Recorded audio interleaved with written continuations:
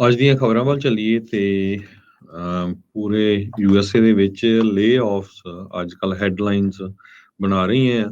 Silicon ਵੈਲੀ ਏਰੀਏ ਦੇ ਵਿੱਚ ਲੇ-ਆਫਸ ਕਹਿੰਦੇ ਵੀ ਬੈਡ ਤੋਂ ਵਰਸ ਹੋ ਗਈਆਂ ਆ। ਲੇਟੈਸਟ ਕੰਪਨੀ ਕੱਲ ਮਾਈਕਰੋਸਾਫਟ ਨੇ ਅਨਾਉਂਸ ਕੀਤਾ ਹੈ ਵੀ 10,000 EMPLOYEES ਉਹ ਆਪਣੇ ਲੇ-ਆਫ ਕਰਨ ਜਾ ਰਹੇ ਆ। ਉਹਨਾਂ ਨੇ ਆਲਰੇਡੀ ਸਿਕਿਉਰਿਟੀਜ਼ ਕਮਿਸ਼ਨ ਦੇ ਕੋਲ ਫਾਈਲਿੰਗ ਕਰ ਦਿੱਤੀ ਹੈਗੀ ਆ।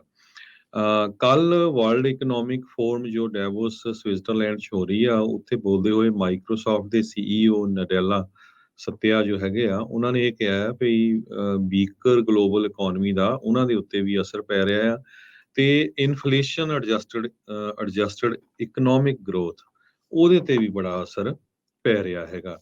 ਸੋ ਓਵਰਆਲ ਜੇ ਦੱਸਦੇ ਜਾਈਏ, ਮਾਈਕਰੋਸਾਫਟ ਦੇ ਜੂਨ 30 2022 ਤਾਈਂ 2,21,000 EMPLOYEE ਸੀ, ਜਿਹਦੇ ਵਿੱਚੋਂ ਉਹ ਕਹਿੰਦੇ ਵੀ 5% ਆਪਣੀ ਵਰਕਫੋਰਸ ਕੱਟਣ ਜਾ ਰਹੇ ਆ ਵਰਲਡ ਵਾਈਡ ਤੇ ਜੀ ਫਿਸਕਲ ਥਰਡ ਕੁਆਟਰ ਜਿਹੜਾ ਥਰਡ ਈਅਰ ਦਾ ਜੋ ਕਿ ਮਾਰਚ ਮਹੀਨੇ ਚ ਐਂਡ ਹੋਣਾ ਆ, ਉਦ ਤੱਕ ਇਹ ਰਿਡਕਸ਼ਨ ਪੂਰੀ ਤਰ੍ਹਾਂ ਕੰਪਲੀਟ ਹੋ ਜਾਊਗੀ। ਕੰਪਨੀ ਨੇ ਕਿਹਾ ਵੀ $1.2 ਬਿਲੀਅਨ ਚਾਰजेस ਜੋ ਸੈਕੰਡ ਕੁਆਟਰ ਚ ਹੋਏ ਸੀ, ਕੋਈ ਸੈਵਰੈਂਸ ਕਾਸਟ ਦੇ, ਹੋਰ ਹਾਰਡਵੇਅਰ ਪੋਰਟਫੋਲੀਓ ਦੇ ਤੇ ਲੀਜ਼ ਕੰਸੋਲੀਡੇਸ਼ਨ ਦੇ, ਸੋ ਉਹਨਾਂ ਨੂੰ ਫਿਕਸ ਕਰਨ ਦੇ ਲਈ ਵੀ ਲੇ ਆਫ ਕੀਤੀ ਗਈ ਹੈ। ਇਸ ਤੋਂ ਪਹਿਲਾਂ ਐਮਾਜ਼ੋਨ ਨੇ 18,000 ਦੇ ਕਰੀਬ ਲੋਕਾਂ ਨੂੰ ਲੇ ਆਫ ਕੀਤਾ ਆ। ਸੇਲਸ ਫੋਰਸ ਨੇ 10% ਆਪਣਾ ਸਟਾਫ ਲੇ ਆਫ ਕੀਤਾ ਆ। ਮੈਟਾ ਫੇਸਬੁੱਕ ਦੀ ਪੇਰੈਂਟ ਕੰਪਨੀ ਨੇ 11,000 EMPLOYEES ਲੇ ਆਫ ਕੀਤੇ ਹੈਗੇ ਆ। ਤੇ ਸਾਰੀਆਂ ਕੰਪਨੀਆਂ ਹੁਣ ਇੱਕ ਦੂਜੇ ਤੋਂ ਪਿੱਛੇ ਨਹੀਂ। ਸਿਚੁਏਸ਼ਨ ਇਹ ਬਣ ਗਈ ਆ, ਇੱਕ ਆਊਟ ਪਲੇਸਮੈਂਟ ਫਰਮ ਹੈਗੀ ਆ ਚੈਲੰਜਰ ਗ੍ਰੇ ਐਂਡ ਕ੍ਰਿਸਮਸ, ਉਹਨਾਂ ਨੇ ਇਹ ਕਿਹਾ ਆ ਵੀ 2022 ਦੇ ਵਿੱਚ ਟੈਕ ਇੰਡਸਟਰੀ ਦੇ ਵਿੱਚ ਲੇ ਆਫ 649% ਇਨਕਰੀਜ਼ ਹੋਈ ਆ ਯਾ ਤੇ ਇਹ ਬਹੁਤ ਵੱਡਾ ਨੰਬਰ। ਜੀ ਬਿਲਕੁਲ ਹਰਜੋਤ ਸਿੰਘ ਜੀ, ਮਾਈਕਰੋਸਾਫਟ ਦੀ ਜੇ ਆਪਾਂ ਗੱਲ ਕਰਦੇ ਜਾਈਏ ਤਾਂ ਮਾਈਕਰੋਸਾਫਟ ਨੇ ਆਪਣੀ ਜਿਹੜੀ ਵਰਕਫੋਰਸ ਆ ਉਹ ਪਹਿਲਾਂ 36% ਐਕਸਪੈਂਡ ਕੀਤੀ ਸੀ। ਜੂਨ 2020 ਤੋਂ ਲੈ ਕੇ ਜੂਨ 2022 ਤੱਕ ਇਹਨਾਂ ਨੇ 1,63,000 ਤੋਂ ਆਪਣੇ EMPLOYEE ਵਧਾ ਕੇ 2,21,000 ਤੱਕ ਲੈ ਗਏ ਸੀਗੇ। ਸੋ ਲੇ ਆਫ ਦੇ ਵਿੱਚ ਉਹਨਾਂ ਨੇ ਕਿਹਾ ਵੀ 5% ਤੋਂ ਵੀ ਘੱਟ EMPLOYEE ਬੇਸ ਜਿਹੜਾ ਆ ਉਹਨਾਂ ਨੂੰ ਜਿਹੜਾ ਉਹ ਪਿੰਕ ਸਲਿੱਪਸ ਜਿਹੜੀਆਂ ਦਿੱਤੀਆਂ ਜਾਣਗੀਆਂ। ਪਿੰਕ ਸਲਿੱਪ ਦਾ ਮਤਲਬ ਇਹੀ ਹੁੰਦਾ ਵੀ ਲੇ ਆਫ ਜਿਹੜੀਆਂ ਉਹ ਹੋਣਗੀਆਂ ਤੇ ਇਹ ਜਿਹੜੀ ਕਹਿੰਦੇ ਵੀ ਈਮੇਲਸ ਦੇ ਜ਼ਰੀਏ ਨੋਟੀਫਿਕੇਸ਼ਨਸ ਜਿਹੜੀਆਂ ਉਹ ਘੱਲਣੀਆਂ ਸ਼ੁਰੂ ਹੋ ਚੁੱਕੀਆਂ। ਕਹਿੰਦੇ ਵੀ ਕਈ ਏਰੀਆਜ਼ ਦੇ ਵਿੱਚ ਅਸੀਂ ਰੋਲਸ ਆ ਉਹ ਐਲੀਮੀਨੇਟ ਕਰ ਰਹੇ ਹੈਗੇ ਆ। ਸੋ ਇਸ ਦਾ ਅਸਰ ਜਿਹੜਾ ਹਰਜੋਤ ਸਿੰਘ ਜਿਹੜਾ ਕੋਵਿਡ ਦੇ ਦੌਰਾਨ ਕੰਮਕਾਜ ਕਾਫੀ ਵਧਿਆ ਸੀ, ਜਦ ਕਿ ਸਾਰੀ ਦੁਨੀਆ ਇਸ ਦੇ ਉਲਟ ਸੋਚ ਰਹੀ ਸੀ ਵੀ ਸਭ ਕੁਝ ਠੱਪ ਹੋ ਜਾਣਾ ਆ। ਪਰ ਬਹੁਤ ਸਾਰੀਆਂ ਜਿਹੜੀਆਂ ਟੈਕ ਕੰਪਨੀਜ਼ ਆ ਉਹਨਾਂ ਦਾ ਲੋਟ ਆਇਆ ਤੇ ਉਹਨਾਂ ਨੇ ਬਹੁਤ ਜ਼ਿਆਦਾ ਕਮਾਈ ਵੀ ਕੀਤੀ। ਸਾਰਿਆਂ ਨੇ ਉਸ ਦੇ ਵਿੱਚ ਜਿਹੜੀ ਚੰਗੀ ਕਮਾਈ ਵੀ ਜਿਹੜੀ ਉਸ 'ਚ ਕੀਤੀ ਤੇ ਨਾਲ ਦੇ ਨਾਲ ਜਿਹੜੇ ਆ EMPLOYEE ਵੀ ਹਾਇਰ ਕੀਤੇ। ਪਰ ਹੁਣ ਉਹਨਾਂ EMPLOYEES ਦੀ ਕਹਿੰਦੇ ਆ ਵੀ ਜ਼ਰੂਰਤ ਨਹੀਂ ਆ। ਸੋ ਉਹਦੇ ਕਰਕੇ ਹੁਣ ਬਾਹਰ ਦਾ ਰਸਤਾ ਦਿਖਾਉਣਾ ਜਿਹੜਾ ਉਹ ਸ਼ੁਰੂ ਕਰ ਦਿੱਤਾ ਆ।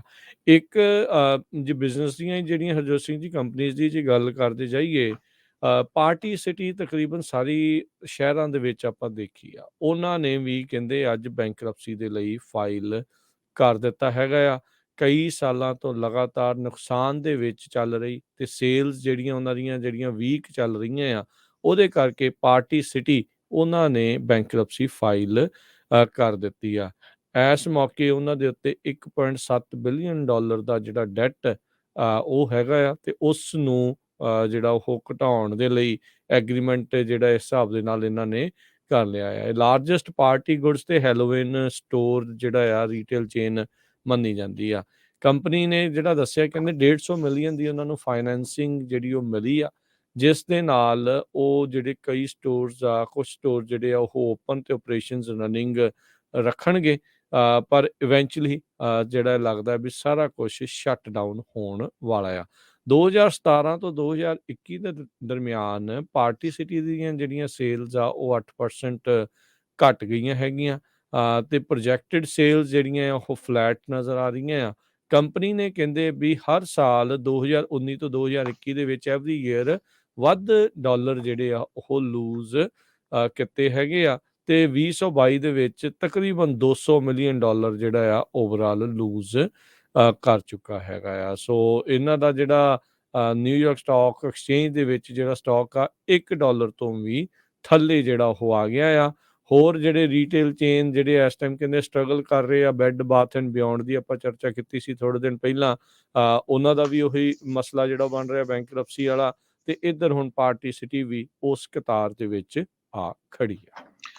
ਜੀ ਬਿਲਕੁਲ, ਪਾਰਟੀ ਸਿਟੀ ਦੇ ਕੋਲ 2021 ਦੇ ਵਿੱਚ 16,000 ਫੁੱਲ ਤੇ ਪਾਰਟ ਟਾਈਮ EMPLOYEE ਸੀਗੇ, 761 ਟੋਟਲ ਪਾਰਟੀ ਸਿਟੀ ਦੇ ਸਟੋਰ ਤੇ 149 ਟੈਂਪਰੇਰੀ ਹੈਲੋਵੀਨ ਸਿਟੀ ਦੇ ਸਟੋਰ। ਸੋ ਮੇਨ ਰੀਜ਼ਨ ਉਹਨਾਂ ਨੇ ਇਹ ਵੀ ਦੱਸਿਆ ਵੀ ਪੈਂਡੈਮਿਕ ਦੇ ਦੌਰਾਨ 2 ਸਾਲਾਂ ਦੇ ਦੌਰਾਨ ਹੀਲੀਅਮ ਦੀ ਪ੍ਰਾਈਸ ਬਹੁਤ ਜ਼ਿਆਦਾ ਵੱਧ ਗਈ। ਬਹੁਤ ਸਾਰੇ ਲੋਕ ਆਪਾਂ ਜਦੋਂ ਪਾਰਟੀਆਂ ਹੁੰਦੀਆਂ, ਕੋਈ ਬਰਥਡੇ ਪਾਰਟੀ ਜਾਂ ਕੋਈ ਹੋਰ, ਉੱਥੋਂ ਹੀਲੀਅਮ ਬਲੂਨਸ ਲੈ ਕੇ ਆਉਂਦੇ ਆ। ਸੋ ਉਹ ਸੇਲਸ ਉਹਨਾਂ ਦੀ ਜਿਹੜੀ ਬਹੁਤ ਘਟੀ ਹੈਗੀ ਆ। Party city New York stock exchange ਤੇ ਉਹਨਾਂ ਦਾ ਸਟਾਕ $1 ਤੋਂ ਵੀ ਥੱਲੇ ਜਿਹੜਾ ਚੱਲ ਰਿਹਾ ਹੈਗਾ। ਸੋ ਕਾਫੀ ਸਿਚੁਏਸ਼ਨ ਬੈਡ ਆ। ਸੋ ਜੇ ਹੁਣ ਆਪਾਂ ਇਕਨੋਮੀ ਦੀ ਗੱਲ ਕਰਦੇ ਹੀ ਆ ਤੇ ਅੱਗੇ ਗੱਲ ਕਰਦੇ ਜਾਈਏ, ਅਮਰੀਕਨਾਂ ਨੇ ਆਲਰੇਡੀ ਹੁਣ ਆਪਣਾ ਪੈਸਾ ਸਪੈਂਡ ਕਰਨ ਤੋਂ ਹੱਥ ਪਿੱਛੇ ਨੂੰ ਖਿੱਚਣੇ ਸ਼ੁਰੂ ਕਰ ਦਿੱਤੇ ਹੈਗੇ ਆ। ਜੋ ਨਵੇਂ ਸਰਵੇ ਆਏ ਆ ਉਹਦੇ ਮੁਤਾਬਕ federal reserve bank of New York ਨੇ ਸਰਵੇ ਕੀਤਾ ਆ। ਉਹਨਾਂ ਨੇ ਇਹ ਕਿਹਾ ਵੀ ਮੰਥਲੀ ਜੇ ਹਾਊਸ ਹੋਲਡ ਸਪੈਂਡਿੰਗ ਨੂੰ ਚੈੱਕ ਕੀਤਾ ਜਾਵੇ, ਅਗਸਤ ਮਹੀਨੇ 'ਚ ਪਿਛਲੇ ਸਾਲ 9% ਸੀ, ਦਸੰਬਰ ਮਹੀਨੇ 'ਚ ਘਟ ਕੇ ਉਹ 7.7% ਰਹਿ ਗਈ ਆ। ਹਜੇ ਵੀ ਦਸੰਬਰ 2021 ਜੋ ਪ੍ਰੀ ਪੈਂਡੈਮਿਕ ਲੈਵਲ ਦਾ ਆ ਉਹਦੇ ਨਾਲੋਂ ਹਾਈ ਆ। ਉਸ ਟਾਈਮ ਦੇ ਉੱਤੇ 5.1% ਦੇ ਕਰੀਬ ਤੇ 2.5% ਰਿਸਪੈਕਟਿਵਲੀ ਸੀਗਾ। ਸੋ ਇਹਦੇ ਨਾਲ ਇਹ ਹੋਊਗਾ ਵੀ ਹੁਣ ਜੇ ਲੋਕ ਆਪਣੇ ਹੱਥ ਪਚਾਹ ਨੂੰ ਖਿੱਚ ਰਹੇ ਆ, ਮਹਿੰਗਾਈ ਜ਼ਿਆਦੇ ਆ, ਤੇ ਜਿਸ ਤਰ੍ਹਾਂ ਫੈਡਰਲ ਰਿਜ਼ਰਵ ਬੋਰਡ ਕੋਸ਼ਿਸ਼ ਕਰ ਰਿਹਾ ਆ ਵੀ ਇਨਫਲੇਸ਼ਨ 2% ਤੇ ਲੈ ਕੇ ਆਣੀ ਆ, ਉਹਦੇ ਉੱਤੇ ਜ਼ਰੂਰ ਥੋੜਾ ਉਹ ਅਸਰ ਪੈਣਾ ਸ਼ੁਰੂ ਹੋ ਗਿਆ ਆ ਵੀ ਇਨਫਲੇਸ਼ਨ ਥੋੜੀ ਜਿਹੀ ਘਟਣੀ ਸ਼ੁਰੂ ਹੋ ਗਈ ਹੈਗੀ ਆ। ਜਿਹੜੀ ਵਰਲਡ ਇਕਨੋਮਿਕ ਫੋਰਮ ਹੋ ਰਹੀ ਆ ਉਹਦੇ ਵਿੱਚ ਵੀ ਜੋ ਇਹ ਸਾਰਾ ਕੁਝ ਆਇਆ ਵੀ ਵਰਲਡ ਲੈਵਲ ਦੇ ਉੱਤੇ ਜੋ ਸਪੈਂਡਿੰਗ ਆ ਆਉਣ ਵਾਲੇ ਇਸ ਸਾਲ ਦੇ ਵਿੱਚ ਕਾਫੀ ਘਟ ਰਹੇਗੀ।